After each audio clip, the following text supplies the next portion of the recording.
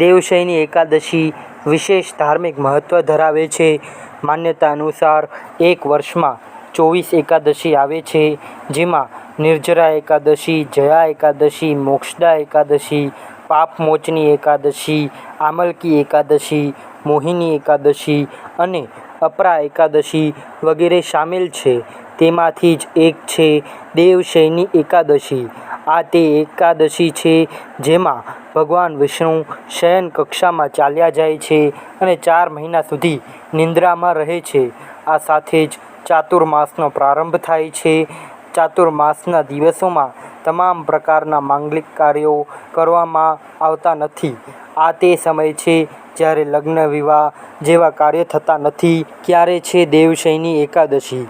પંચાંગ અનુસાર અષાઢ માસના શુક્લ પક્ષની એકાદશીને દેવશયની એકાદશીના નામે ઓળખવામાં આવે છે. દેવશયની એકાદશીને હરિશયની એકાદશી પણ કહેવામાં આવે છે. આ વર્ષે દેવશયની એકાદશી 17 જુલાઈએ આવી રહી છે.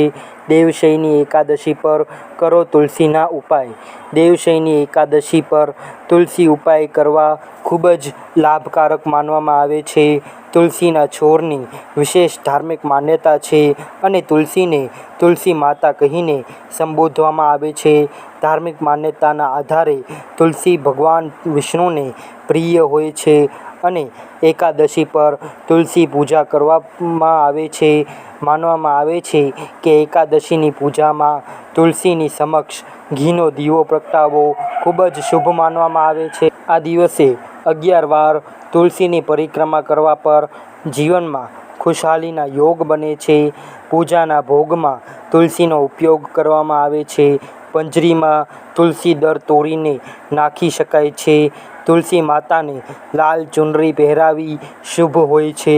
તેનાથી દાંપત્ય જીવનમાં સુધાર આવે છે. દેવશયની એકાદશી પર માં તુલસીને નાળછરી બાંધો. આમ કરવાથી માના આશીર્વાદ પ્રાપ્ત થશે અને આર્થિક અને સામાજિક જીવનમાં સમૃદ્ધિ આવશે.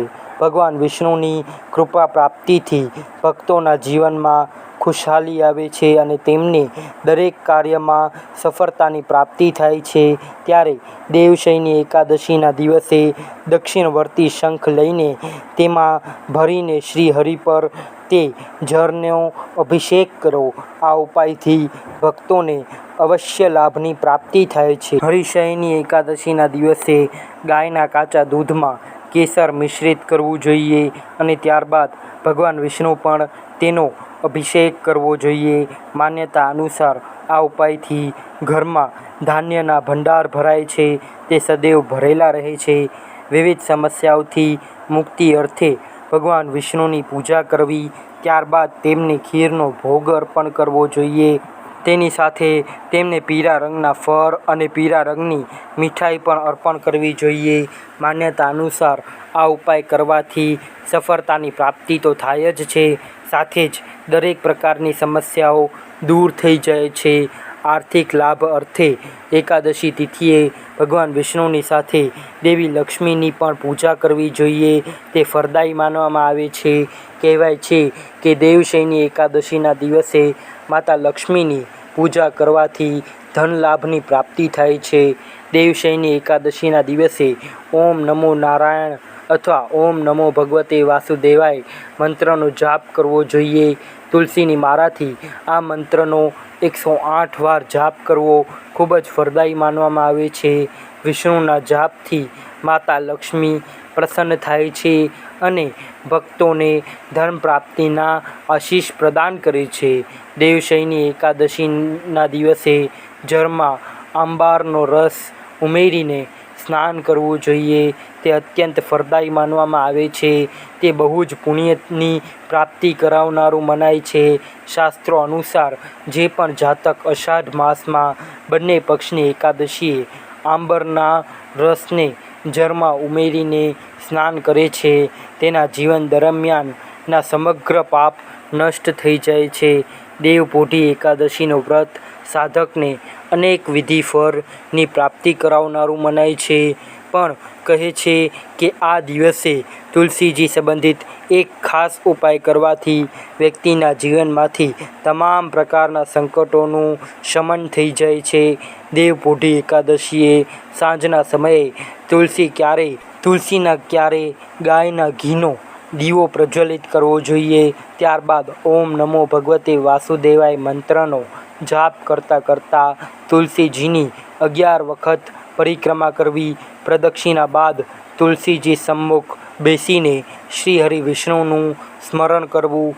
માન્યતા અનુસાર દેવપોઢી એકાદશીની સાંજે આસ્થા સાથે તુલસીજીનો આ સરળ પ્રયોગ કરવાથી ઘરના દરેક સંકટ અને પરેશાની દૂર થાય છે.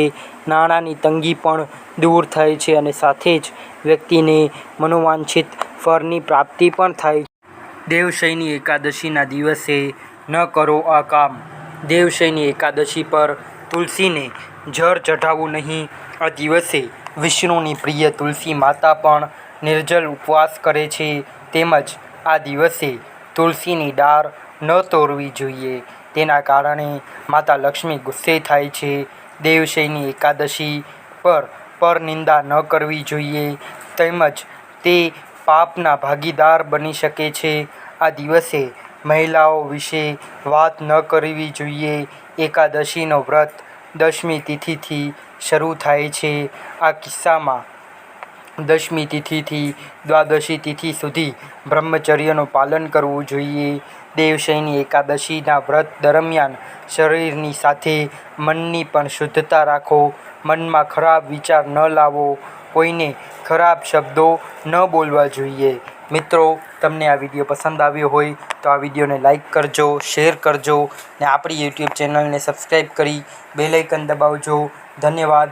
હર હર મહાદેવ. જો આ વિડીયો તમને પસંદ આવ્યો હોય તો વિડીયોને લાઈક કરજો, ચેનલને સબસ્ક્રાઈબ કરજો અને બાજુમાં આપેલા બેલ આઇકનને પ્રેસ કરીને ઓલ ઉપર સિલેક્ટ કરી લેજો, જેથી તમને વિડીયોની નોટિફિકેશન સૌથી પહેલાં મળતી રહે. અને કોમેન્ટ બોક્સમાં જય માં લક્ષ્મી જરૂરથી લખજો. વિડીયોને છેલ્લે સુધી જોવા બદલ આપનો ખૂબ ખૂબ આભાર. ધન્યવાદ.